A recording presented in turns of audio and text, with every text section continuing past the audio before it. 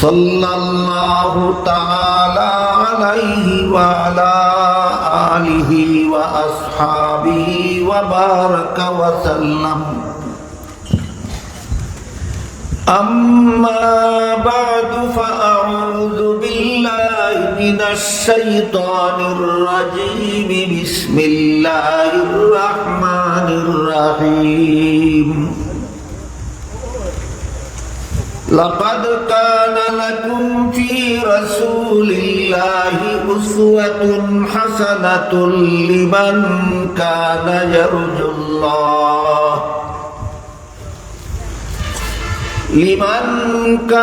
यर्जुल्लाह वल यौमल आखिर व ज़करल्लाह कसीरा। वक़ाल रसूलुल्लाह सल्लल्लाहु अलैहि वसल्लम कुल्लु उम्मती यदखुलूनल जन्नता इल्ला मन अबा। क़ील व मन अबा क़ाल मन अताअनी दखलल जन्नता व मन असानी फ़क़द अबा। औ कमा क़ाल अलैहिस्सलातु वस्सलाम। শ্রদ্ধেয় সভাপতি হযরত উলামায়ে কেরাম, সম্মানিত সুধী সমাজ, দূর দূরান্ত থেকে আগত সর্বস্তরের মুসলমান ভাইয়েরা আমার ও আমার পর্দানিশীন মা ও বোনেরা, আমি আপনাদের এখানে আসার পথে আপনাদের বিজ্ঞাপন মোবাইল থেকে বের করে দেখতে পারলাম যে এটা সিরাত মাহফিলের নামে আয়োজিত। যেহেতু এই মাহফিলটা সিরাত এর নামে আয়োজিত, এই জন্য আমার মনে হয় সিরাত সম্পর্কেই এখানে আলোচনা হওয়া দরকার। সিরাত শব্দের আবিধানিক অর্থ হলো অবস্থা, আর পরিভাষাগতভাবে কারো জীবনের অবস্থাবলীকে তার সিরাত বলা হয়, অর্থাৎ জীবন ইতিহাস। এর সাথে নবী শব্দ যুক্ত হয় যদি সিরাতুন নবী ব্যবহৃত হয়। এই নবী শব্দের ব্যবহারও দুইভাবে হয়। কোন সময় শুধু নবী শব্দ ব্যবহৃত হয়, কোন সময় আন নবী শব্দ ব্যবহৃত হয়। শুধু নবী বললে যে কোনো নবী বোঝায়, আর আন নবী বলতে শুধু আমাদের মহানবী মুহাম্মদুর রাসূলুল্লাহ সাল্লাল্লাহু আলাইহি ওয়াসাল্লাম। কাজেই সিরাত শব্দের সাথে আন নবী যুক্ত হয়, সিরাতুন নবী শব্দটা গঠিত হয়। এর অর্থ হলো আমাদের মহানবী মুহাম্মদুর রাসূলুল্লাহ সাল্লাল্লাহু আলাইহি ওয়াসাল্লামের জীবন ইতিহাস। মুহাম্মদুর রাসূলুল্লাহ সাল্লাল্লাহু আলাইহি ওয়াসাল্লামের জীবন ইতিহাস। এই পৃথিবীতে আমাদের নবীর জীবন ইতিহাস 63 বছর। 63 বছর আগে 1 রবিউল আউয়াল মাসে তিনি এই পৃথিবীতে শুভাগমন করেছিলেন। আবার 63 বছর পরে আরেক রবিউল আউয়াল মাসে এই পৃথিবীর থেকে তিনি বিদায় হয়ে গেছিলেন। 2 রবিউল আউয়ালের মধ্যবর্তী সময়কাল 63 বছর। এই 63 বছরের পবিত্র জিন্দেগিকেই সিরাতুন নবী বলা হয়, মহানবীর জীবন ইতিহাস বলা হয়। এই পবিত্র জীবন ইতিহাসের প্রথমত 2টি অধ্যায় রয়েছে। একটি অধ্যায়কে ক্বাবলান নবুয়ত বলা হয়, আর একটি অধ্যায়কে বাদান নবুয়ত বলা হয়। অর্থাৎ জন্মের পর থেকে দীর্ঘ 40 বছর তিনি শুধু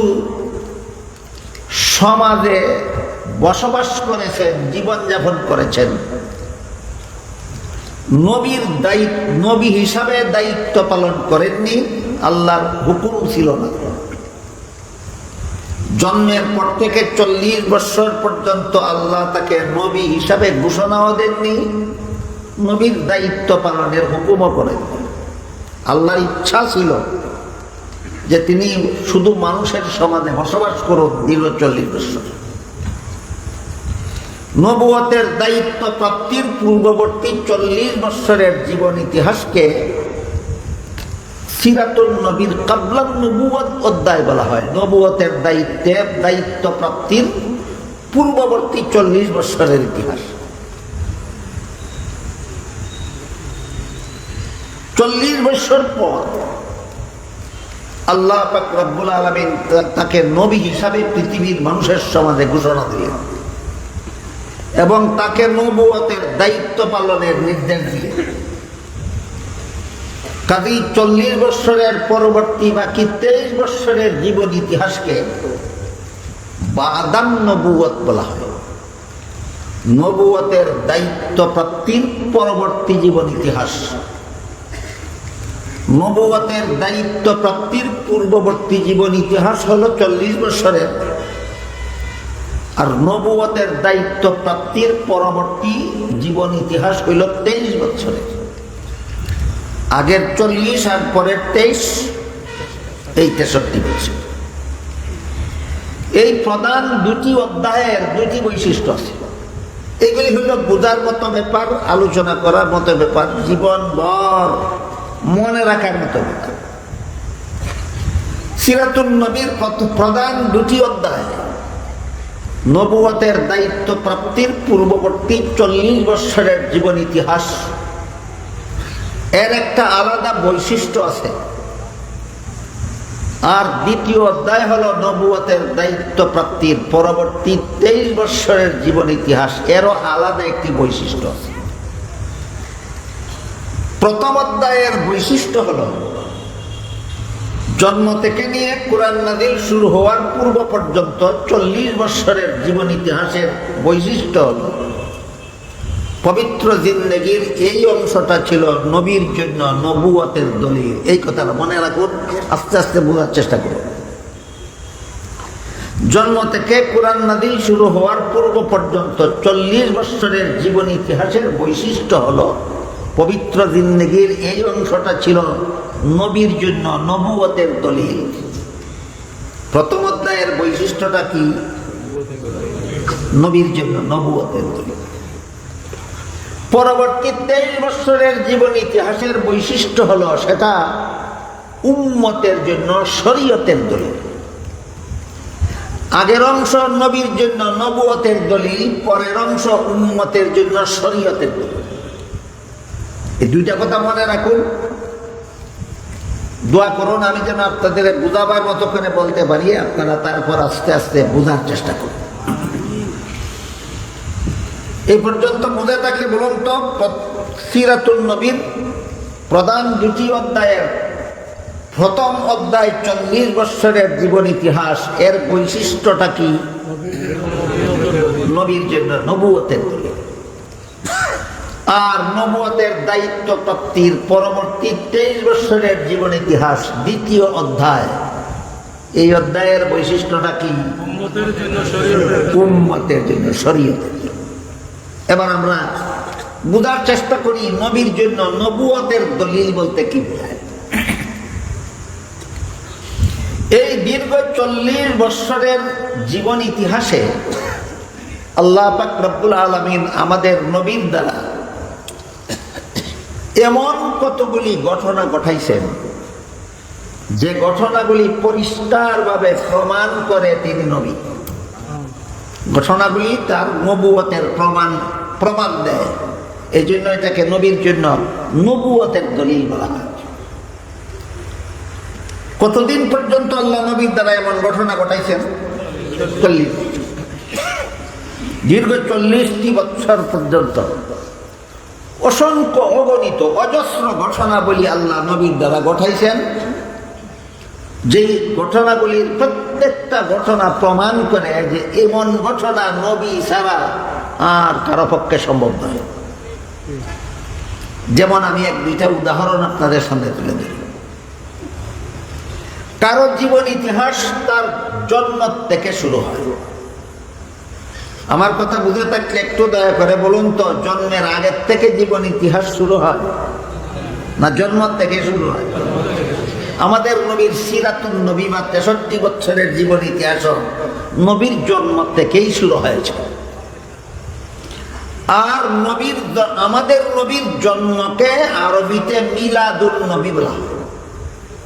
জীবন ইতিহাসকে বলা হয় সিরাতুন নবী, আর জন্মকে বলা হয় মিলাদুন নবী। মিলাদুন নবী অর্থই মহানবীর জন্ম। মহানবী মুহাম্মদুর রাসূলুল্লাহ সাল্লাল্লাহু আলাইহি ওয়াসাল্লাম মায়ের গর্ভ থেকে খতনা করা অবস্থায় জন্মগ্রহণ করেছিলেন। নার কাটা অবস্থায় জন্মগ্রহণ করেছিলেন। নার কাটা কথাটা যদি কেউ না বুঝেন তাইলে তার বুঝার জন্য, সন্তান যতদিন পর্যন্ত মায়ের গর্ভে থাকে ততদিন পর্যন্ত মায়ের গর্ভতলীর সাথে সন্তানের নাভির সাথে, সন্তানের নাভির থেকে মায়ের গর্ভতলী পর্যন্ত একটা নলের সংযোগ থাকে। এই নল দিয়া মায়ের শরীরের রক্ত সন্তানের শরীরে প্রবেশ করে। এই রক্তের দ্বারাই সন্তান পুষ্ট হয়। এই জন্য প্রায় 10 মাস পর্যন্ত সন্তান গর্ভে কোনো কিছু না খাইয়াও বাচ্চা থাকে এবং বড় হয়। বুঝে থাকে বলুন, সন্তান মায়ের গর্ভে থাকা অবস্থায় মুখে কিছু খায় না, তাহলে পুষ্ট হয় কিভাবে, বড় হয় কিভাবে, বেঁচে থাকে কিভাবে? ওই নল দিয়া মায়ের শরীরের রক্ত সন্তানের শরীরে প্রবেশ করে। নলের এক অংশ মায়ের গর্ভতলীর সাথে সংযুক্ত থাকে, নলের আরেক অংশ সন্তানের নাভির সাথে সংযুক্ত থাকে। এটাকে কেউ নার বলেন, কেউ নারী বলেন। এটা হলো একটা নল। সন্তান ভূমিষ্ঠ হলে পরে গর্ভতলীর থেকে বিচ্ছিন্ন হইয়া সন্তানের নাভির সাথে সংযুক্ত অবস্থায় নলটাও সন্তানের নাভির সাথে সংযুক্ত অবস্থায় বের হয়ে আসে। তখন সন্তানের নাভির থেকে এই নলটাকে, নারীটাকে কেটে দিতে হয়। এইটাকেই নার কাটা বলা হয়। দেখেন, যারা আগের থেকে জানা নাই তারা বুঝলেন কিনা, যারা জানেন তো জানেনি। নার কাটা, নারী কাটা জিনিসটা বুঝলেন কিনা? যে কোনো মানুষ মায়ের গর্ভ থেকে জন্ম হলে নল নাভির সাথে যে নারী সংযুক্ত থাকে এটা কেটে ফেলে দিতে হয়। কিন্তু আমাদের নবী মুহাম্মদুর রাসূলুল্লাহ সাল্লাল্লাহু আলাইহি ওয়াসাল্লাম মায়ের গর্ভ থেকে নারী কাটা অবস্থায় জন্মগ্রহণ করেছিলেন। খতনা করা অবস্থায় জন্মগ্রহণ করেছেন, নার কাটা অবস্থায়, নারী কাটা অবস্থায় জন্মগ্রহণ করেছেন। ভূমিষ্ঠ হওয়ার সাথে সাথে আল্লাহর শুকরিয়া আদায় করে দোয়া করেছেন। আপনারা বলুন, কথা বুঝে থাকলে মায়ের গর্ভ থেকে জন্ম হওয়া মাত্রই আল্লাহর শুকরিয়া আদায় করে দোয়া করা আর কোনো মানুষের পক্ষে সম্ভব না, একমাত্র নবীর পক্ষে সম্ভব। তাহলে ঘটনাটা কার জন্য, কিসের দলিল হলো? নবীর জন্য, নবুয়তের দলিল। এরপরে তিনি কোলের শিশু থাকাকালেও কোনোদিন উলঙ্গ হননি। কোলের শিশু থাকাকালে ইচ্ছায় অনিচ্ছায় উলঙ্গ না হওয়া আর কোনো মানুষের পক্ষে সম্ভব না, একমাত্র নবীর পক্ষে সম্ভব। তাহলে ঘটনাটা কার জন্য, কিসের দলিল? নবীর জন্য, নবুয়তের দলিল।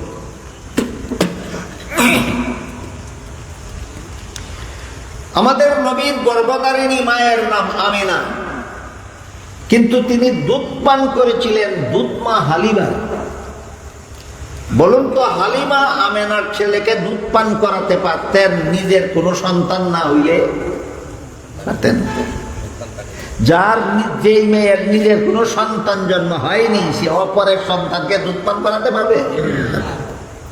হালিমার নিজেরও এক শিশু ছেলে ছিল, তার দুধ পান করত। এই জন্য হালিমা নিজের ছেলেকেও দুধ পান করাতেন, আমিনার ছেলেকেও দুধ পান করাতেন। তাই শিশু মুহাম্মদ সাল্লাল্লাহু আলাইহি ওয়াসাল্লাম দুধ মা হালিমার এক স্তনের দুধ নিজে পান করতেন, আর এক স্তনের দুধ আপন দুধ ভাইয়ের জন্য রেখে দিতেন। কুলের শিশু থাকাকালে এত বড় ইনসাফ,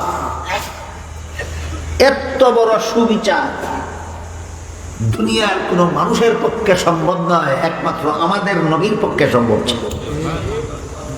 তাহলে ঘটনাটা কার জন্য, কিসের দলিল? নবীর জন্য, নবুয়তের দলিল। এরপরে যখন আমাদের নবীর বয়স 4 বছর বয়সে, 4 বছর, আমাদের নবীর 4 বছর বয়সে একদিন জিবরিল ফেরেশতা আসলেন, নবীকে শোয়াইলেন, বুক কাটলেন, ভিতরের অন্তরাত্মা বের করে ধুইলেন, ধুইয়া আবার ভিতরে ঢুকাইয়া কাটা জোড়া লাগাইয়া দিলেন। কাটতে নবীর ব্যথা হইল না, জোড়া লাগাইতে সিলাইও লাগলো না, মেডিসিনও লাগলো না, জোড়া লাগাইতে কোন রকমের ঔষধি ব্যবস্থার প্রয়োজন হলো না, সময়ও লাগলো না, সাথে সাথে কাটলেন, সাথে সাথে জোড়া লাগাই দিলেন। এটাকে আরবি ভাষায় সাক্কুস সদর বলা হয়, ফার্সি ভাষায় সিনা চাক বলা হয়, বাংলা ভাষায় বক্ত বিদারণ বলা হয়। সবগুলি শব্দ আমার দৃষ্টিতে কঠিন। এজন্য আমি সমস্ত সরল মুসলমানদের বোঝার জন্য এটাকে আমি বলে থাকি কুদরতি অপারেশন। আমাদের নবীর 4 বছর বয়সে জীবনের প্রথমবারের মতো তার সিনা মুবারকের কুদরতি অপারেশন হয়েছিল। যে অপারেশনে বুক কাটতেও নবীর কষ্ট হইল না, জোড়া লাগাইতেও সেলাই এর দরকার হইল না, মেডিসিনের দরকার হইল না, ঔষধের দরকার হইল না। এটাকে কি আপনারা হাসপাতালের অপারেশন বলবেন না কুদরতি অপারেশন? 4 বছরের শিশুর বুকের এমন অপারেশনটা আর কোনো মানুষের পক্ষে সম্ভব না, একমাত্র নবীর পক্ষে সম্ভব। তাহলে ঘটনাটা কার জন্য, কিসের দলিল? নবীর জন্য, নবুয়তের দলিল। আমাদের নবী যেই মুহূর্তে ভূমিষ্ঠ হয়েছে সেই মুহূর্তে কুরাইশ বংশের মূর্তি পূজারীরা অনেক বড় বড় মূর্তিকে কাবা ঘরের ভিতরে দাঁড় করিয়ে রাখছে। যেই মুহূর্তে আমাদের নবী ভূমিষ্ঠ হয়েছিলেন সেই মুহূর্তে মূর্তি পূজারীদের পূজার মূর্তিগুলি আল্লাহর দরবারে সেজদায় মস্তক অবনত করেছিল। দুনিয়াতে এমন কোন মানুষ আছে যার জন্মের সময় মূর্তি আল্লাহকে সেজদা করেছিল? কোন মানুষের পক্ষে সম্ভব নয়, একমাত্র আমাদের নবীর জন্মের সময় এই ঘটনা ঘটেছে। তাহলে ঘটনাটা কার জন্য, কিসের দলিল? নবীর জন্য, নবুয়তের দলিল। আমাদের নবীর জন্মের বহু পূর্ব থেকে পারস্যবাসীরা আগুনের পূজা করত। আগুন, যে আগুনের পূজা করত সেই আগুনটা সব সময় প্রজ্বলিত করে রাখত, কোনোদিন নিতে দিত না। এইরকম অনির্বাণ গতিতে 1000 বছরের প্রজ্বলিত অগ্নিকুণ্ড পারস্যবাসী অগ্নি পূজারীদের আমাদের নবীর জন্মের মুহূর্তে নিবে ছাই হয়ে গেল। আর কোন মানুষের পক্ষে সম্ভব না, একমাত্র আমাদের নবীর পক্ষে সম্ভব। তাহলে ঘটনাটা কার জন্য, কিসের দলিল?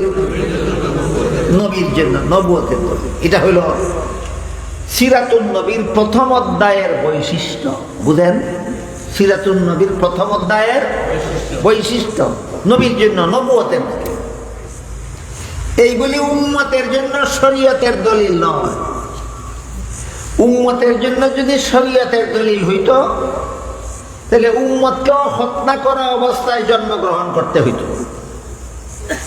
এইগুলি যদি উম্মতের জন্য শরীয়তের দলিল হইত, উম্মতেরও নারী কাটা অবস্থায় জন্ম হওয়া জরুরি হইত। এগুলি যদি উম্মতের জন্য শরীয়তের দলিল হইত, উম্মতেও ভূমিষ্ঠ হওয়া মাত্রই আল্লাহর শুকরিয়া আদায় করে দোয়া পড়তে হইত।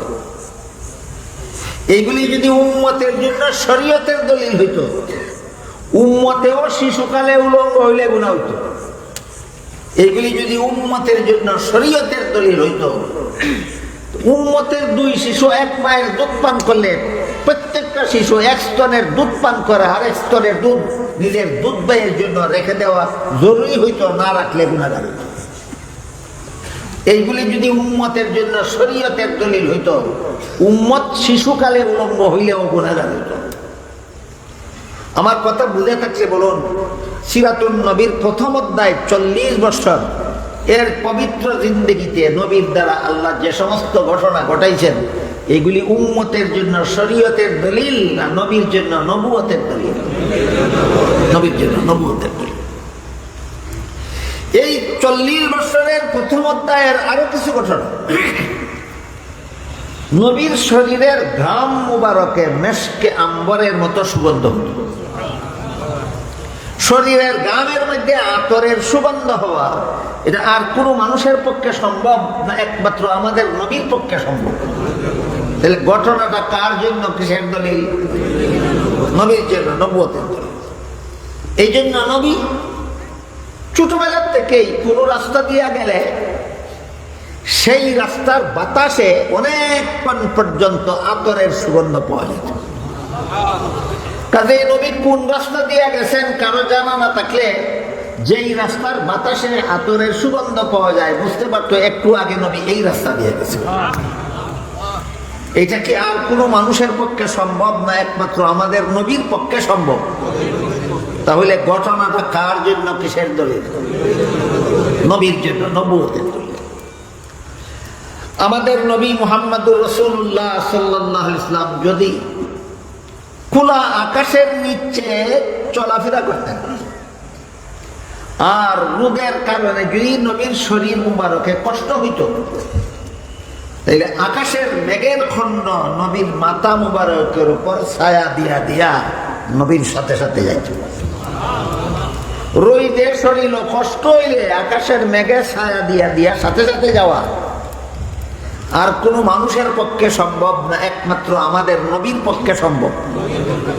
ঘটনাটা কার জন্য, কিসের দলিল?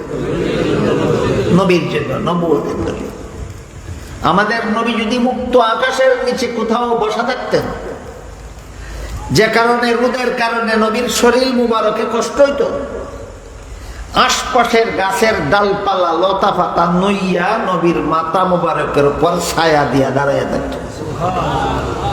বুঝে থাকলে বলেন ঘটনাটা কার জন্য, কিসের দলিল? নবীর জন্য, নবুয়তের দলিল। এই ধরনের ঘটনা জন্ম থেকে কুরআন নাযিল শুরু হওয়ার পূর্ব পর্যন্ত দীর্ঘ 40টি বছর আল্লাহ আমাদের নবীর দ্বারা ঘটাইছেন। কিসের দলিল প্রমাণ হিসাবে? নবুয়তের দলিল প্রমাণ হিসাবে। কেন দীর্ঘ জীবনের ইতিহাসকে নবুয়তের দলিল বানাইলেন কেন? একটা দুইটা ঘটনা কি দলিলের জন্য যথেষ্ট নয়? কি বলেন আপনারা? একটা দুইটা ঘটনা নবী যে দলিল, নবী তিনি যে নবী এই কথার দলিল হিসাবে একটা দুইটা ঘটনা কি যথেষ্ট নয়? দীর্ঘ 40 বছরের জীবন ইতিহাসকে নবীর জন্য নবুয়তের দলিল বানাইলেন কেন? এর কারণ হইল আল্লাহ পাক রব্বুল আলামিন আলিমুল গায়ব, অতীত বর্তমান ভবিষ্যৎ সমানভাবে জানেন। আপনাদের কি ধারণা? আল্লাহ শুধু অতীত জানেন না ভবিষ্যৎও জানেন? ভবিষ্যৎও জানেন। আল্লাহ জানেন যেদিন থেকে আমাদের নবী জন্মগ্রহণ করেছেন সেদিন থেকে তিনি মানুষের সমাজে মুহাম্মদ বিন আব্দুল্লাহ, আব্দুল্লাহর পুত্র মুহাম্মদ নামে পরিচিত ছিলেন। 40 বছর পূর্ণ হওয়ার পরে আল্লাহ তার আরেকটা উপাধি সমাজে ঘোষণা দিলেন, মুহাম্মদুর রাসূলুল্লাহ, রাসূল মুহাম্মদ। 40 বছর আব্দুল্লাহর পুত্র মুহাম্মদ নামে সমাজে পরিচিত ছিলেন। 40 বছর পরে আল্লাহ রাসূল মুহাম্মদ নামে পরিচয় দিলেন। যখন আল্লাহ ভবিষ্যতে রাসূল মুহাম্মদ পরিচয় দিলেন, তখন থেকে সমাজের প্রায় সমস্ত লোক প্রশ্ন নিয়ে দাঁড়াবে। আমাদের মধ্যে জন্ম হইল, আমাদের সমাজে লালিত পালিত হইল, আমাদের সমাজে বিয়া শাদী করলো, আমাদের সমাজে বউ বাচ্চা লালন পালন করলো, আমাদের সমাজে ব্যবসা বাণিজ্য করলো, আমাদের সমাজে ছোট থেকে বড় হইল। নবী কিভাবে হইল, রাসূল কিভাবে হইল? এই প্রশ্ন আবু জাহালের দল রাসূল মুহাম্মদ ঘোষণা দেওয়া মাত্রই প্রশ্ন করবে, মুহাম্মদ রাসূল কিভাবে হইল? আবু লাহাবের দল প্রশ্ন করবে, মুহাম্মদ রাসূল কিভাবে হইল? আস ইবনে ওয়াইলের দল প্রশ্ন করবে, মুহাম্মদ রাসূল কিভাবে হইল? তখন যদি বলা হইতো রাসূল না হইলে খতনা করা অবস্থায় ভূমিষ্ঠ হইলেন কিভাবে, জবাব দিতে পারত, খতনা করা অবস্থায় ভূমিষ্ঠ হইছেন না খতনা ছাড়া ভূমিষ্ঠ হইছেন আমরা দেখি নাই, আমরা জানি না, মানি না, বলার একটা সুযোগ থাকতো। নারী কাটা অবস্থায় ভূমিষ্ঠ হইলেন কিভাবে বললে বলতে পারতো, নারী কাটা অবস্থায় ভূমিষ্ঠ হয়েছেন না কাটা ছাড়া ভূমিষ্ঠ হয়েছেন আমরা দেখি নাই, জানি না, মানি না। ভূমিষ্ঠ হয়ে শুকরিয়া আদায় করে দোয়া করলেন কিভাবে, জবাব দিত, ভূমিষ্ঠ হইয়া দোয়া করছেন কিনা করছেন না আমরা দেখি নাই, জানি না, মানি না। একটা দুইটা চারটা পাঁচটা ঘটনা হইলে এরা জবাব দিতে পারতো, এগুলি আমরা দেখি নাই, জানি না, মানি না। এই জন্য আল্লাহ এই সমস্ত ব্যাপার আমরা দেখি নাই, জানি না, মানি না বলার পথটা চিরতরে বন্ধ করে দেওয়ার জন্য জন্ম থেকে দীর্ঘ 40টি বছরের জীবন ইতিহাসকে নবুয়তের জন্য, নবীর জন্য নবুয়তের দলিল বানাইছেন। কটা ঘটনা দেখছো না, কটা মানো না।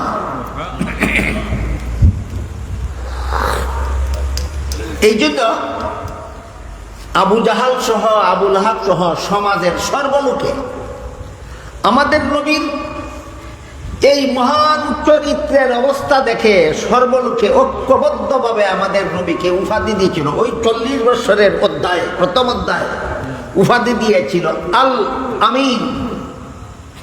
আল আমিন না, আল আমিন। আল আমিন অর্থ জগৎ, আর আল আমিন অর্থ বিশ্বাস্য।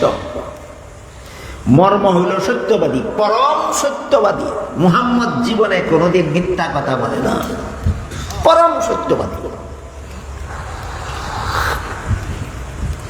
দীর্ঘ 40 বছরের ঘটনাগুলিকে, নবীর জন্য নবুয়তের দলিলগুলিকে আবু জাহাল চাক্ষুষভাবে দেখেছে দীর্ঘ 40 বছর।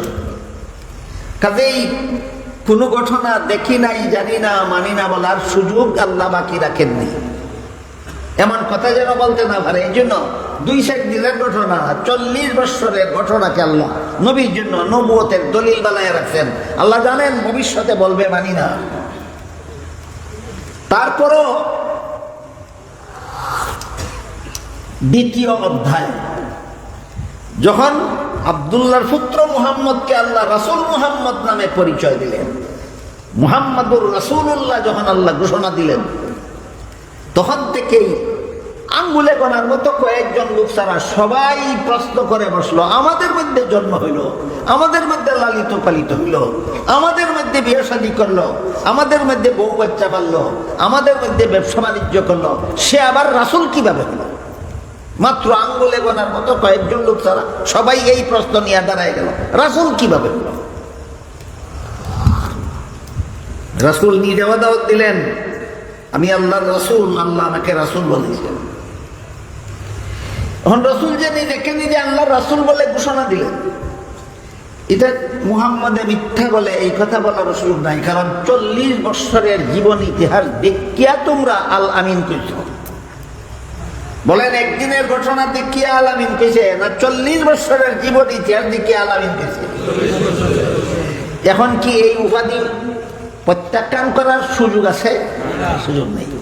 এমত অবস্থায় এই আবু জাহাল নামের সর্দারকে একদিন আখনাস নামের এক সর্দার জিজ্ঞাসা করল, বলতো সর্দার আবু জাহাল, মুহাম্মদ আজকাল যে সমস্ত কথাবার্তা বলে, তার কাছে নাকি আল্লাহ কুরআন নাযিল করে, তার কাছে নাকি ওহী নাযিল হয়, এই সমস্ত কথাবার্তা যে বলে এগুলি সত্য বলে না মিথ্যা বলে?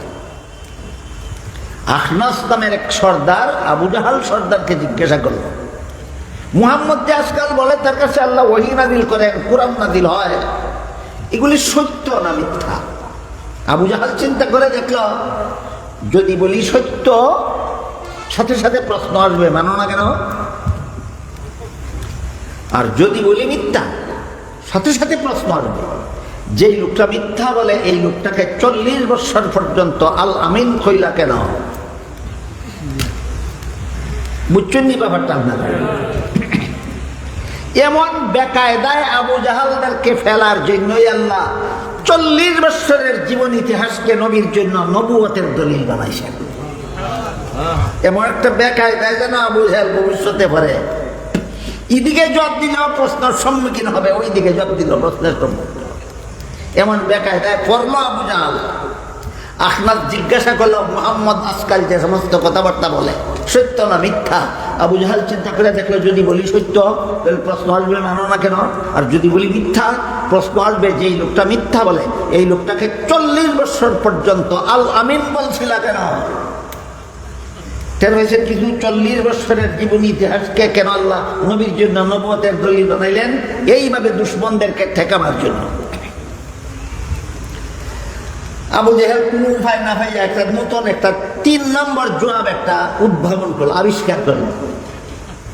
আবু জাহেল বলে, যতদিন পর্যন্ত মুহাম্মদ নিজের পক্ষ থেকে কথা বলেছে, আল্লাহ পাঠাইছেন বলে না, কতদিন? 40। যতদিন পর্যন্ত মুহাম্মদ বলেনি যে এই কথাগুলি আমার কাছে আল্লাহ পাঠাইছেন, নিজের পক্ষ থেকে কথা বলেছে, ততদিন সত্য বলেছে। এই ততদিনের পরিমাণ 40 বছর। এই জন্য 40 বছর পর্যন্ত আমরা তারা আল্লাহ আমিন পেয়েছি। এখন মিথ্যা বলে, আল্লাহ ফাটাইছেন না, কথাটা কয় আল্লাহ ফাটাইছে, এই জন্য এখন মানি না। বান্দর কারে কয় চিন্তা করে। যতদিন মুহাম্মদ আল্লাহর পক্ষ থেকে কথা বলেনি, নিজের পক্ষ থেকে কথা বলেছে, ততদিন সত্য বলেছে। আর যখন থেকে বলে আল্লাহর পক্ষ থেকে তার কাছে ওহী আসে, তখন থেকে মিথ্যা বলে। এই জন্য এতদিন আল আমিন পেয়েছি, এখন মানি না। এই বান্দরে যদি 40 বছরের জীবন ইতিহাসকে আল্লাহ নবীর জন্য নবুয়তের দলিল না বানাইতেন, তাহলে এই বান্দরদের ধরা যাইত? এই বান্দরদেরকে ধরার জন্য আল্লাহ সিরাতুন নবীর প্রথম অধ্যায়ের 40টি বছরকে নবুয়তের নবীর জন্য নবুয়তের দলিল বানাইতেন। আবু জাহেল যখন এই জবাব দিল, তখন আল্লাহ পাক রব্বুল আলামিন আবু জাহেলের এই জবাবের প্রতিবাদে সূরা আনআমের 33 নম্বর আয়াত নাযিল করে দিলেন। قد نعلم إنه ليحزنك الذي يقولون فإنهم لا يكذبونك ولكن الظالمين بآيات الله يجحدون। হে রাসূল করিম সাল্লাল্লাহু আলাইহি ওয়াসাল্লাম, আবু জাহেলের জবাবে আপনি ব্যথা পাইছেন? আপনার তো ব্যথা পাওয়ার কথা না। আপনি যা কইছেন সত্য, আর আমি আল্লাহ যে কোরআন বানাইছি এটা মিথ্যা। তাইলে প্রশংসা কার করলো আর দোষারোপ কারে করলো? আপনারা তো প্রশংসাই করছে, আপনি যা বলেন সব সত্য। আমি আল্লাহর কথারে মিথ্যা কইল, আর সে আপনার কথাকে বলে সত্য, আর আল্লাহর কথাকে বলে মিথ্যা। কাজে এই দুশ্মনগুলি তো আসলে আপনার দুশ্মন নয়, এরা স্বয়ং আমি আল্লাহর দুশ্মন। আবু জাহেলের এই ঘটনার থেকে কি আপনারা বুঝতে পারলেন 40 বছরের জীবন ইতিহাসকে নবীর জন্য নবুয়তের দলিল বানাবার কি দরকারটা ছিল? বুঝে আসছে কিছু? এইভাবে সিরাতুল নবীর প্রথম অধ্যায়ের 40 বছরের জীবন ইতিহাসকে আল্লাহ পাক রব্বুল আলামিন নবীর জন্য নবুয়তের দলিল বানাইছেন। গেল প্রথম অধ্যায়ের আলোচনা। প্রথম অধ্যায়ের বৈশিষ্ট্যটাই ছিল এটা, নবীর জন্য নবুয়তের দলিল। সিরাতুল নবীর প্রথম অধ্যায় 40 বছরের জীবন ইতিহাস, এর বৈশিষ্ট্যই নবীর জন্য নবুয়তের দলিল। এতক্ষণের কথা মনে থাকে বলুন, নবীর জন্য নবুয়তের দলিল না উম্মতের জন্য শরীয়তের দলিল? উম্মতের জন্য শরীয়তের দলিল হইলে কি হইতো? তোমার শরীরের ঘাম আতরের গন্ধ না হইলে তোমার গুনাহ হইতো। উম্মতের জন্য শরীয়তের দলিল যদি হইতো তাইলে তুমিও নবীর মতো জন্ম না হইতে পারলে তোমার গুনাহ হইতো। এটা তোমার জন্য শরীয়তের বিধান হইয়া দাঁড়াইত। তুমিও হত্যাকৃত অবস্থায় জন্ম না হইলে তোমার গুনাহ হইত। তুমিও নারী কাটা অবস্থায় জন্ম না হইলে তোমার গুনাহ হইত। তুমিও ভূমিষ্ঠ হইয়া আল্লাহর শুকরিয়া আদায় করে দোয়া না পড়লে তোমার গুনাহ হইত। যেহেতু এগুলি শরীয়তের দলিল নয়, এই জন্য উম্মতের এর ব্যতিক্রম হইলে কোনো গুনাহ হয় না। তাইলে মিলাদুন নবীর ঘটনার মধ্যে যতগুলি দলিল আছে নবীর জন্য নবুয়তের, এইগুলি কি উম্মতের জন্য শরীয়তের দলিল না নবীর জন্য নবুয়তের দলিল? নবীর জন্য নবুয়তের দলিল কি উম্মতের জন্য পালন করা সম্ভব? পালন করা সম্ভব। এই কথাটা যারা বুঝে না, এরা জানে না মিলাদুন নবী পালন করার বিষয় নয়। মিলাদুন নবী পালনীয় নয়, মিলাদুন নবী আলোচ্য। মিলাদুন নবী পালন করা যায় না। যারা কয় পালন করে এরা বাপেও করতো না, পালন করতো, ক্ষমতাই নাই। মিথ্যা কথা বলে জাতিকে ধোঁকা দেয়, নবীর উম্মতকে মিথ্যা বলে ধোঁকা দেয়। যারা কয় মিলাদুন নবী পালন করো, কেমনে করবো? হলো নবী যেমনে জন্মাইছেন এমনি তুমি জন্মাইতে পারবে, তাহলে পালন কেমনে হবে? মিলাদুন নবী মিলাদুন নবীর সাথে পালন শব্দটাই মিথ্যা, ধোঁকা ছাড়া আর কিছু নয়। যদি মিলাদুন নবী উম্মতের জন্য শরীয়তের দলিল হইতো, উম্মতে পালন করতে হইতো। যেহেতু মিলাদুন নবী উম্মতের জন্য শরীয়তের দলিল নয়, নবীর জন্য নবুয়তের দলিল, এটা পালনীয় নয়, এটা আলোচ্য। মিলাদুন নবী পালন করার বিষয় না, আলোচনা করার বিষয়। কি বললেন? মিলাদুন নবী পালন করার বিষয় না আলোচনা করার বিষয়?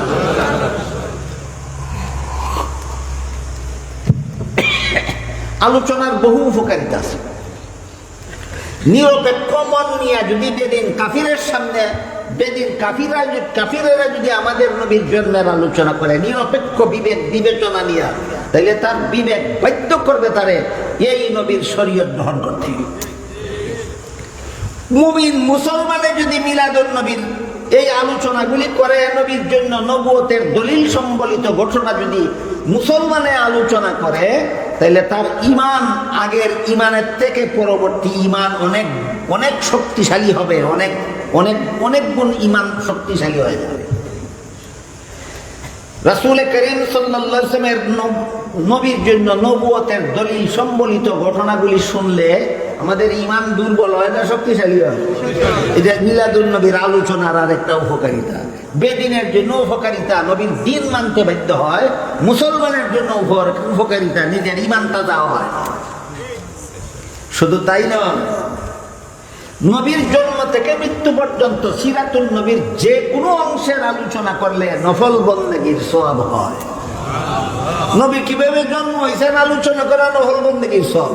নবী কিভাবে ইন্তেকাল করেছেন আলোচনা করা নফল বন্দেগীর সওয়াব।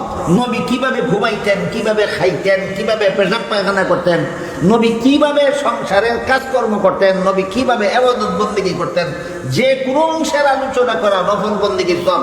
এমনকি নবীর পেশাবের আলোচনা করাও নফল বন্দেগীর সওয়াব, নবীর পায়খানার আলোচনা করাও নফল বন্দেগীর সওয়াব।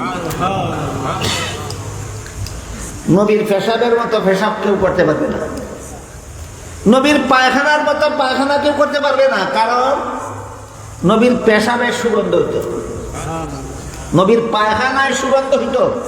যে কারণে নবী পেশাব পায়খানা করে আসলে সাথে সাথে কোনো লোক গিয়া পেশাব পায়খানা পাইত না, সাথে সাথে নবীর পেশাব পায়খানা জমিনে খাইয়া দিত।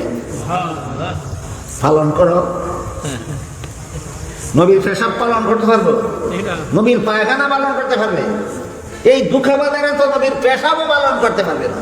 যারা বলে মিলাদুন নবী পালন করি, তুমি তো নবীর পায়খানাও পালন করতে পারবে না, মিলাদুন নবী পালন করবে কিভাবে?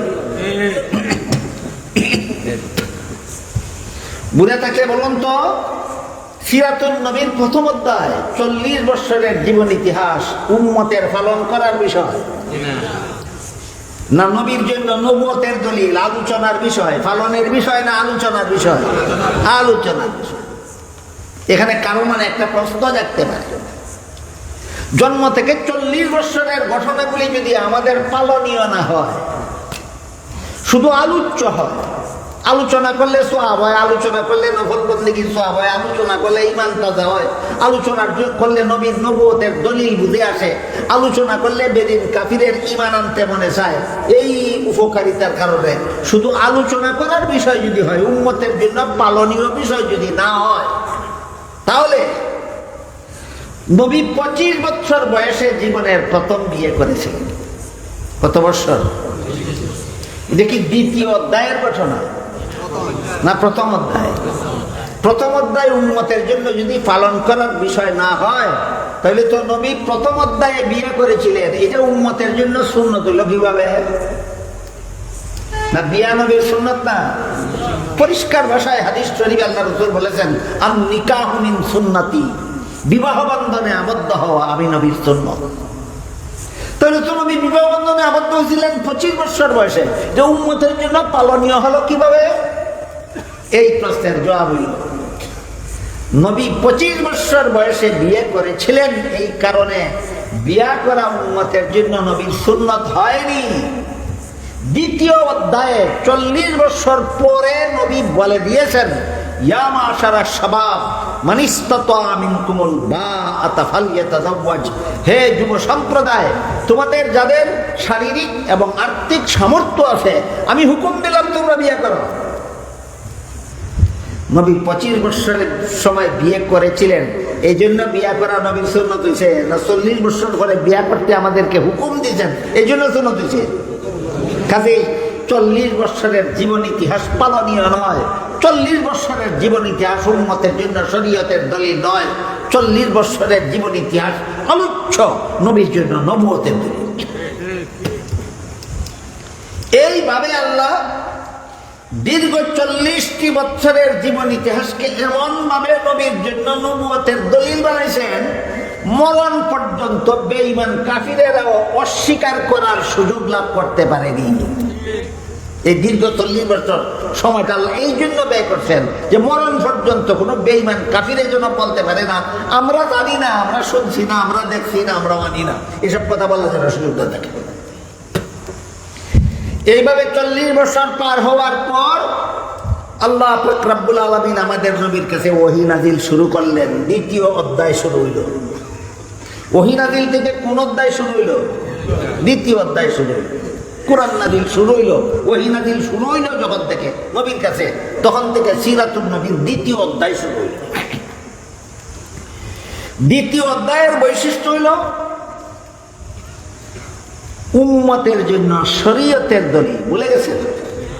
প্রথম অধ্যায়ের বৈশিষ্ট্য ছিল নবীর জন্য নবুয়তের দলিল, আর দ্বিতীয় অধ্যায়ের বৈশিষ্ট্য হইল উম্মতের জন্য শরীয়তের দলিল। ভুলে দেবেন না, এই দুইটা কথাই যদি ভুলে যান, সিরাতুন নবীর আলোচনা শোনার কোনো সার্থকতা বাকি রইল না। সিরাতুন নবীর প্রথম অধ্যায় 40 বছরের বৈশিষ্ট্য হইল এই অংশটা নবীর জন্য নবুয়তের দলিল, উম্মতের জন্য শরীয়তের দলিল নয়। আর সিরাতুন নবীর দ্বিতীয় অধ্যায় 23 বছরের জিন্দেগি, এটা উম্মতের জন্য শরীয়তের দলিল। আরেকটু পরে যেন আবার ভুলে না যান, এই জন্য আবার স্মরণ করে দিচ্ছি। প্রথম অধ্যায়ের বৈশিষ্ট্য কি? দ্বিতীয় অধ্যায়ের বৈশিষ্ট্যটা কি? উম্মতের জন্য শরীয়তের দলিল। এবার দেখেন কিভাবে শরীয়তের দলিল। আল্লাহ রাসূল সাল্লাল্লাহু আলাইহি ওয়াসাল্লাম ওহী নাযিল হওয়া মাত্রই, আল্লাহর নির্দেশ পাওয়া মাত্রই বের হয়ে গেলেন সমাজে, বলতে লাগলেন, ইয়া আইয়ুহান নাস কুলু লা ইলাহা ইল্লাল্লাহু তুফলিহু, হে মানুষেরা, লা ইলাহা ইল্লাল্লাহ স্বীকার করো, জীবন সফল হয়ে যাবে। লা ইলাহা ইল্লাল্লাহ নবী বিশ্বাস করতেন না, শুধু উম্মতকে বিশ্বাস করতে বলতেন। মনে করেন আপনারা, আগে নবী নিজে বিশ্বাস করেছেন। আল্লাহ বলেন, আমানার রাসূলু বিমা উনজিলা ইলাইহি মির রাব্বিহি ওয়াল মুমিনুন। আল্লাহ যা কিছু নির্দেশ দিলেন নবীর কাছে, আগে নবী নিজে বিশ্বাস করেছেন, তারপরে মুমিনদেরকে বিশ্বাসের দাওয়াত দিয়েছেন। ঈমানের ব্যাপার সেপার নবী বিশ্বাস না করে উম্মতকে বিশ্বাস করতে বলেছেন না, আগে নবী বিশ্বাস করেছেন। আগে নবী বিশ্বাস করেছেন আল্লাহ ছাড়া কোনো মাবুদ নাই, আমি মুহাম্মদ আল্লাহর রাসূল। আগে নবী বিশ্বাস করছেন, লা ইলাহা ইল্লাল্লাহ আগে নবী বিশ্বাস করেছেন, তারপরে মানুষকে ঈমান আনার দাওয়াত দিয়েছেন। মুহাম্মদুর রাসূলুল্লাহ আগে নবী নিজে বিশ্বাস করেছেন, তারপরে অন্য মানুষকে বিশ্বাস করার জন্য দাওয়াত দিয়েছেন। তো নবী বের হলেন সমাজে, বলতে লাগলেন ইয়া আইয়ুহান নাস কুলু লা ইলাহা ইল্লাল্লাহ তুফলিহু, হে লোক সকল লা ইলাহা ইল্লাল্লাহ স্বীকার করো, বিশ্বাস করো, তোমাদের জীবন সফল হয়ে যাবে। এই কথার মর্ম অনেকে বুঝেন। এই যে সর্বপ্রথম নবী দাওয়াত নিয়ে বাইরিলেন যে লা ইলাহা ইল্লাল্লাহ বিশ্বাস করলে জীবন সফল হয়ে যাবে, এই লা ইলাহা ইল্লাল্লাহ বিশ্বাস এটা কি এত বড় ব্যাপারটা, আর এর দ্বারা জীবন কিভাবে সফল হয়, এই কথাটা বোঝার জন্য হযরত মুসা আলাইহিস সালামের একটা ঘটনা শুনুন। একবার হযরত মুসা আলাইহিস সালাম আল্লাহর কাছে আবেদন করলেন, হে আল্লাহ, আমি নবী হিসাবে আমাকে স্পেশাল একটা জিকির শিক্ষা দেন। অর্ডিনারি জিকির না স্পেশাল জিকির? স্পেশাল একটা জিকির শিক্ষা দেন। আল্লাহ মুসা আলাইহিসসালামকে বললেন, মুসা লা ইলাহা ইল্লাল্লাহ জিকির করো, এর থেকে স্পেশাল কোনো জিকির নাই, এর থেকে স্পেশাল কোনো জিকির নেই। মুসা আলাইহিস সালাম বললেন, আল্লাহ লা ইলাহা ইল্লাল্লাহ জিকির তো সমস্ত সাধারণ মুসলমানেরাও করে, আমি নবী হিসাবে স্পেশাল জিকির কিভাবে হইল এটা? তখন আল্লাহ মুসা আলাইহিস সালামকে বললেন, মুসা নবী, 7 আসমান 7 জমিন যদি এক পাল্লায় তোলা হয়, আর আমার লা ইলাহা ইল্লাল্লাহ যদি আরেক পাল্লায় তোলা হয়, 7 আসমান 7 জমিনের পাল্লার থেকে লা ইলাহা ইল্লাল্লাহর পাল্লা বাড়ি হয়ে যাবে। কিন্তু আমাদের বোঝার ব্যাপার হলো কেন এটা বোঝেন। এক ব্যক্তি যদি 7 আসমান 7 জমিন এবং তার মধ্যে যত ধন সম্পদ আছে সবগুলির মালিক হয়ে যায়, শুধু লা ইলাহা ইল্লাল্লাহ বিশ্বাস করে, চিরকালের জন্য জাহান্নামে যাবে কিনা? যাদের জানা আছে তো তারা জবাব দিন। 7 আসমানের মালিক, 7 জমিনের মালিক, 7 আসমান 7 জমিনের যত সম্পদ আছে সবগুলির মালিক, কিন্তু লা ইলাহা ইল্লাল্লাহ বিশ্বাস করে না, চিরকালের জন্য জাহান্নামে যাবে কিনা? যাবে। আরেক ব্যক্তি যদি 7টা পয়সার মালিকও না হয়, কিন্তু লা ইলাহা ইল্লাল্লাহ বিশ্বাস করে, চিরকালের জন্য জান্নাতে যাবে কিনা? এবার বলুন লা ইলাহা ইল্লাল্লাহর দাম কত? এই জন্য নবী আল্লাহর হুকুমে সর্বপ্রথম 2য় অধ্যায়ের শুরুতেই সমাজে বাইরিয়া বললেন, ইয়া আইয়ুহান নাস কুলু লা ইলাহা ইল্লাল্লাহ তুফলিহু, হে মানুষেরা লা ইলাহা ইল্লাল্লাহ গ্রহণ করো, জীবন সফল হয়ে যাবে, চিরস্থায়ী জান্নাতি হয়ে যাবে।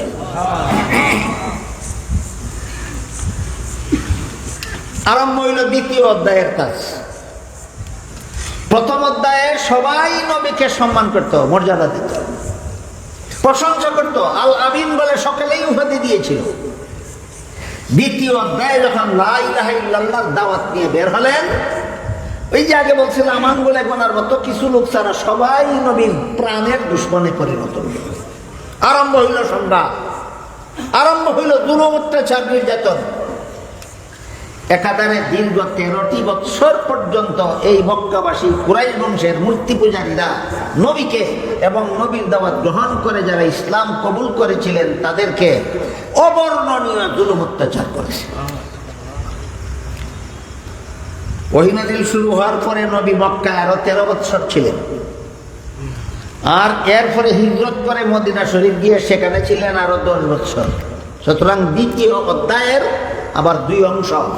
প্রথম অংশের নাম 13 বৎসরের মক্কি জিন্দেগি, আর 2য় অংশের নাম 10 বৎসরের মাদানী জিন্দেগি। বাদান নবুয়তের 23 বৎসর, সিরাতুন নবীর বাদান 2য় অংশ, 2য় অধ্যায়। বাদান নবুয়তের 23 বৎসর আবার 2 ভাগে বিভক্ত। এক ভাগে আছে 13 বৎসরের মক্কি জিন্দেগি, আর এক ভাগে আছে 10 বৎসরের মাদানী জিন্দেগি। মনে রাখুন, এই দুইটার আবার আলাদা 2টা বৈশিষ্ট্য আছে। 13 বৎসরের মক্কি জিন্দেগির একটা আলাদা বৈশিষ্ট্য আছে, 10 বৎসরের মাদানী জিন্দেগির আলাদা একটা বৈশিষ্ট্য আছে। আর মক্কি জিন্দেগির 13 বৎসর, মাদানী জিন্দেগির 10 বৎসর, মোট 23 বৎসরের জিন্দেগির একটা সমষ্টিগত বৈশিষ্ট্য আছে, সেটা হলো উম্মতের জন্য শরীয়তের দলিল। 13 বৎসরের মক্কি জিন্দেগিও উম্মতের জন্য শরীয়তের দলিল, 10 বৎসরের মাদানী জিন্দেগিও উম্মতের জন্য শরীয়তের দলিল। তবে 13 বৎসরের মক্কি জিন্দেগির আরো একটা বৈশিষ্ট্য আছে আলাদা, 10 বৎসরের মাদানী জিন্দেগির আরো একটা বৈশিষ্ট্য আছে আলাদা। এই দুইটা বৈশিষ্ট্য আবার বোঝার চেষ্টা করি। 13 বৎসরের মক্কি জিন্দেগির বৈশিষ্ট্য হলো দ্বীনের দাওয়াত দিতে গেলে, দ্বীনের দাওয়াত গ্রহণ করে এক আল্লাহর ইবাদতে লিপ্ত হলে, নবীর তরিকা মতো জীবনযাপন করলে যত রকমের গালিগালাজ, যত রকমের জুলুম অত্যাচার, যত রকমের নির্যাতন নিপীড়ন আসবে নীরবে সহ্য করা, নীরবে সহ্য করা। জালিমদের, বেঈমান কাফিরদের জুলুম অত্যাচার নীরবে সহ্য করা, এটা হইল 13 বৎসরের মক্কি জিন্দেগির বৈশিষ্ট্য। 13 বৎসরের মক্কি জিন্দেগির বৈশিষ্ট্য। আমার স্বাস্থ্যটা আজকে বেশি ভালো নয়, আমার আগামীকাল বুড়ে আমার যেতে হবে ময়মনসিংহ, ওইখানে জোয়ারের আগে বসতে হবে। কি মনে করেন আমি খুব শান্ত আছি না মনে মনে অস্থিরতা আছে? অস্থিরতা আছে। আপনাদেরকে বারবার অনুরোধ করে বলেছিলাম আমাকে মাগরিবের পরে বয়ানে দিলে আমি একটু বিস্তারিতভাবে স্বস্তিরে বয়ান করতে পারতাম। এটাকে অনুরোধ করে কোনো রকম এসার ফোনে আনাবো। আবার বলা হইলো এসা ফোনা হবে 8:30টায়, আবার ফোনে 9টার সময় বলা হইলো মাত্র 4 রেখাত ফরজ নামাজ করছেন, শূন্যতার ভিত্তি দেওয়ানো বাকি। এইভাবে আমার ক্রমান্বয়ে ফিসাইতে এমন জায়গা নিয়ে ফুসানো হয়েছে, লম্বা বয়ান করলে সারা রাত ঘুমাইতে পারবো না, আর সারা ঘুমাইতে না পারলে আগামীকালের ময়মনসিংহের প্রোগ্রামটা আমি করতে পারবো না। আমার অবস্থাটা বুঝলেন কিনা দেখেন। এই কারণে আপনারা আপনার ইচ্ছা মতো সময় বন্টন করছেন, আমি আমার আগামীকালের সময় বাঁচাইয়া বয়ান করতে হবে। তাহলে একটা আরো খুলাসা করে বলতে পারবো। তো আপাতত শর্টকাটে আমরা শোনার বোঝার চেষ্টা করি। 13 বৎসরের মক্কি জিন্দেগির বৈশিষ্ট্য হইল বেদিন কাফিরদের জুলুম অত্যাচার বিনা প্রতিবাদে, বিনা প্রতিশোধে, বিনা দ্বন্দ্বে, বিনা ঝগড়ায়, বিনা লড়াইয়ে নীরবে সহ্য কর। এটা হইল 13 বৎসরের মক্কি জিন্দেগির বৈশিষ্ট্য।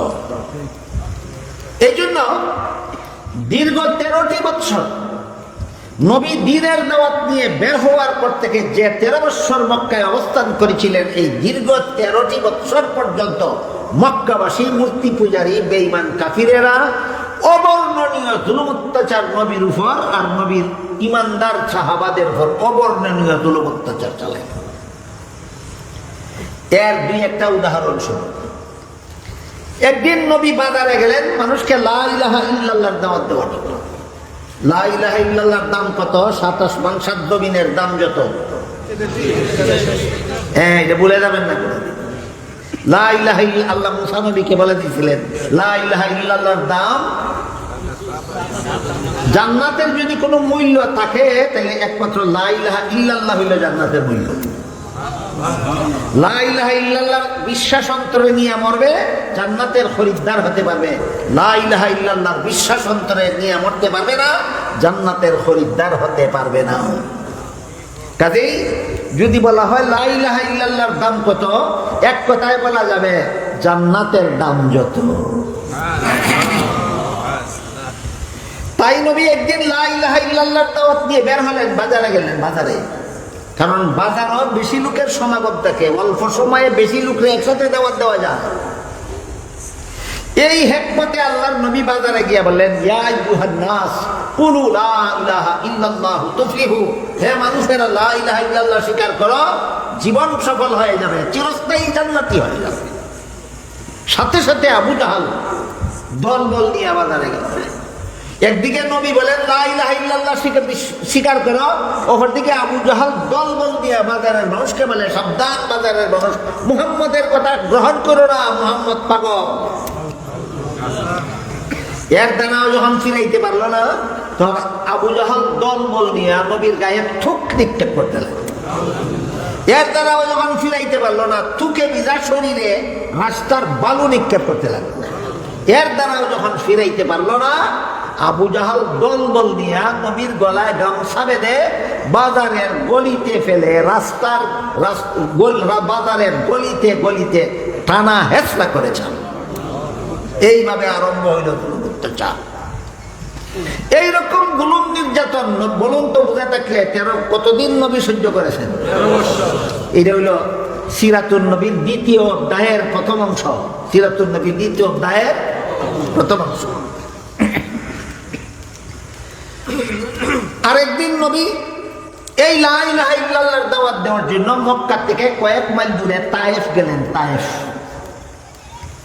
তায়েফের লোকেরা দাওয়াত তো গ্রহণ করলই না, বরং নবীর শরীর মুবারকে তাইফ থেকে মক্কার দিকে ফিরার পথে ধারালু পাথরখণ্ড বৃষ্টির মতো নিক্ষেপ করতে লাগলো। ঝড় বৃষ্টির মতো নবীর শরীর মুবারকে ধারালু পাথরখণ্ডের ঢিল নিক্ষেপ করতে করতে নবীর শরীর ঢিলের আঘাতে আঘাতে জখম হয়ে রক্তে লাল হয়ে গেল। এক পর্যায়ে নবী বরদাস্ত করতে না পেরে একটা গাছের ছায়ার মধ্যে বসে পড়লেন। এমত অবস্থায় আল্লাহ জিবরিল ফেরেশতাকে পাঠালেন, আমার নবীকে দিয়ে বলো তায়েফবাসী নবীর সাথে যে আচরণ করেছে তিনি যদি প্রতিশোধ চান। আগের থেকে কিন্তু আল্লাহর প্রতিশোধ নিষিদ্ধ, মনে আছে? 13 বৎসরের মক্কি জিন্দেগিতে জুলুম ও অত্যাচারের প্রতিশোধ নিষিদ্ধ। আল্লাহ নবীরে কত কঠিন পরীক্ষা করছেন, একটু গভীর মনোযোগে শুনবেন। আগের থেকে নিষিদ্ধ ঘোষণা দিয়ে আছে, প্রতিশোধ গ্রহণ করা নিষিদ্ধ। এই দিনের ঘটনা আল্লাহ নিজেই জিবরিল ফেরেশতা পাঠাইলেন প্রতিশোধের প্রস্তাব দিয়া।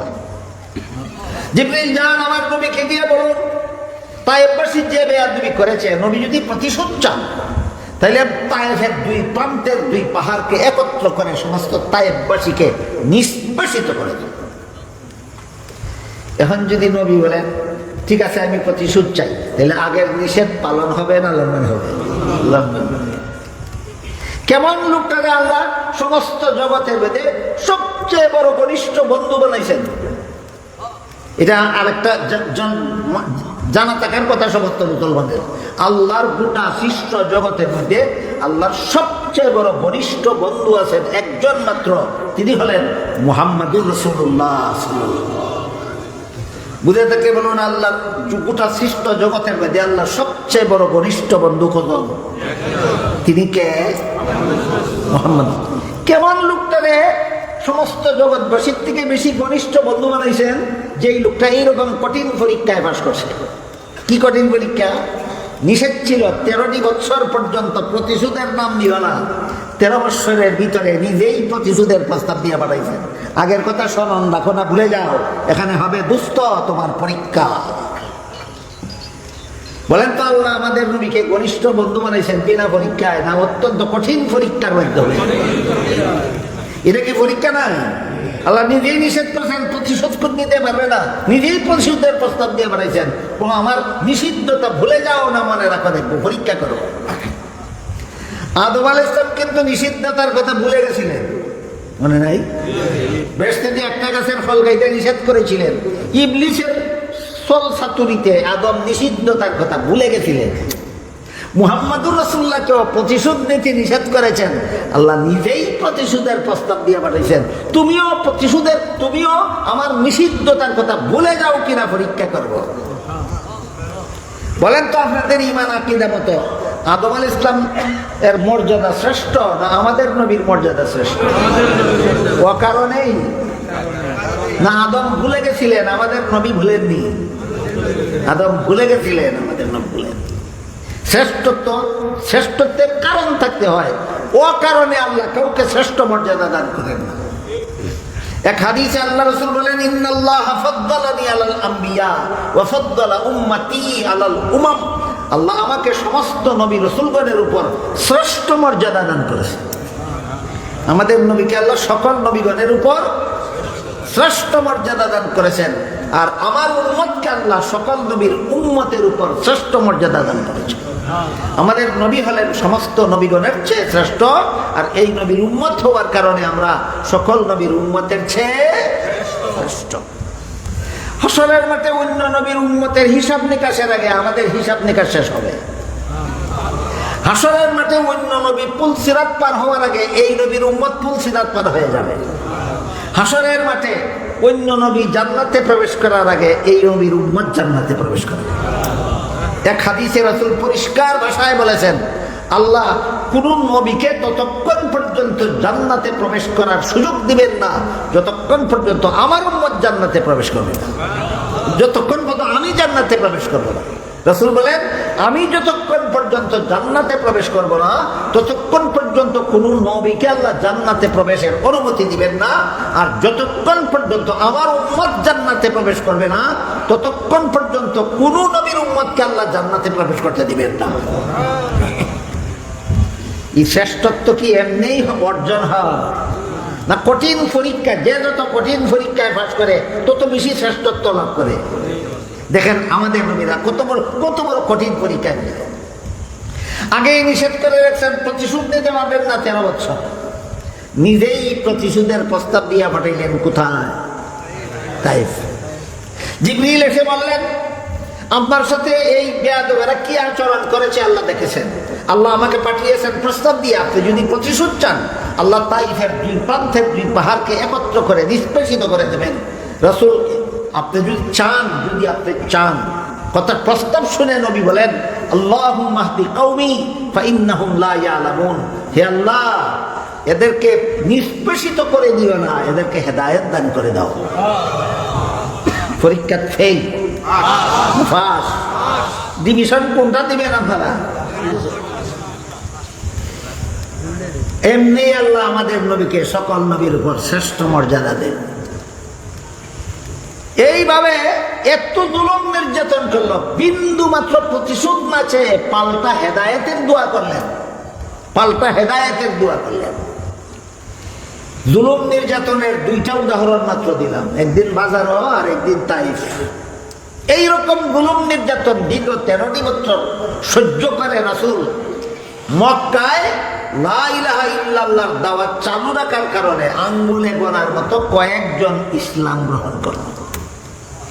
অনেকগুলি না, কয়েকজন ইসলাম গ্রহণ করল। যারা ইসলাম গ্রহণ করলো তাদের মধ্যে একজনের নাম ছিল খাব্বাব, হযরত খাব্বাব রাদিয়াল্লাহু আনহু। কেন তিনি লা ইলাহা ইল্লাল্লাহ গ্রহণ করলেন? এই একটি অপরাধে বেঈমান কাফিরেরা গুহার শলাকা আগুনে পুরাইয়া লাল করে ওনার গায়ে চাপা দিয়া ধরে রাখত। জুলুম নির্যাতনের নমুনা চিন্তা করেন।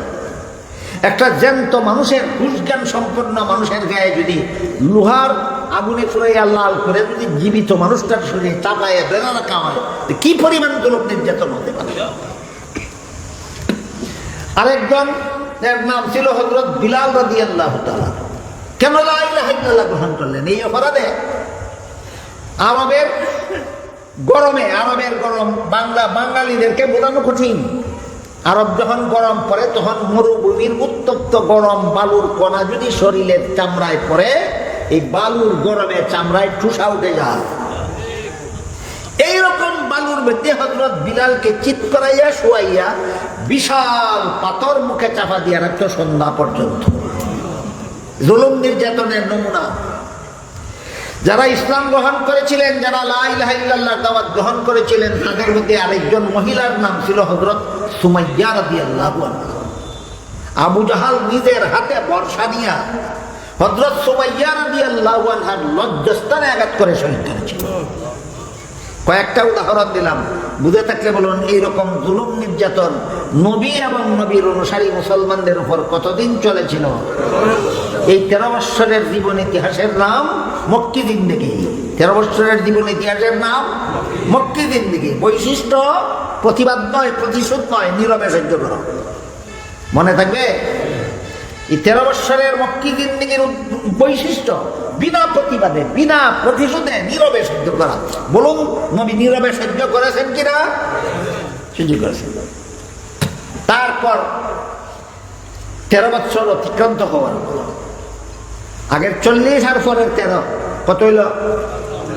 53 বছর বয়সে আল্লাহ নবীরে হুকুম দিলেন, আর নীরবে জুলুম সহ্য করা নয়, এবার দেশান্তর হয়ে যান। মক্কা শরীফ থেকে হিজরত করে মদিনা শরীফ চলে যান। মক্কা শরীফ থেকে 500 কিলোমিটার উত্তরে, মক্কা শরীফ থেকে